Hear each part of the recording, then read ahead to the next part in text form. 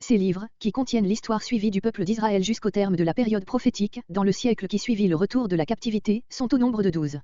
Dans le canon juif, ils ne sont point réunis en une série unique, comme dans nos Bibles. 6 d'entre eux sont placés, comme dans celle-ci, immédiatement après le Deutéronome, ce sont Josué, les juges, 1 et 2 Samuel, 1 et 2 rois. Ils portent chez les Juifs le nom de prophètes antérieurs, parce qu'il était envisagé comme écrit par des prophètes, aussi bien que les livres prophétiques proprement dits. Ce nom ne doit pas nous étonner, car la lumière prophétique paraissait aussi nécessaire pour comprendre et raconter au point de vue divin les événements passés que pour pénétrer et annoncer l'avenir.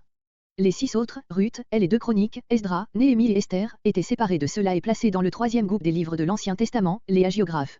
Les auteurs de la traduction grecque de l'Ancien Testament trouvèrent préférable de réunir tous les livres historiques en les rangeant d'après l'ordre chronologique des événements racontés. Fidèles à ce principe, ils rattachèrent le livre de Ruth à celui des juges.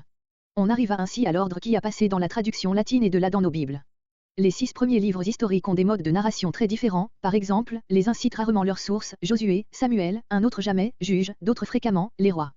Ils ont leur individualité bien marquée.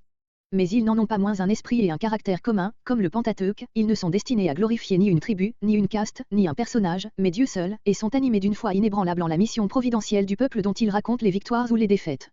Cette conception qui domine l'historiographie israélite ne peut provenir de la simple réflexion humaine. Elle ne fléchit point dans les moments où les faits semblent lui donner le plus éclatant démenti, c'est même dans les livres écrits au moment de la décadence qu'elle éclate avec le plus de force. Elle ne peut reposer que sur la connaissance du Dieu vivant, fruit de la révélation, et c'est dans ce trait et non dans l'infaillibilité de tous les détails de la narration, que la tradition peut avoir parfois altéré, que consiste le caractère de leur inspiration.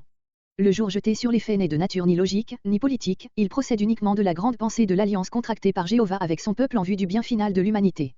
Dans ce trait, nous reconnaissons le coup d'œil prophétique, et c'est pourquoi nous ne pouvons douter que les écoles de prophètes n'aient joué un rôle décisif dans la formation de l'historiographie juive jusqu'à l'exil.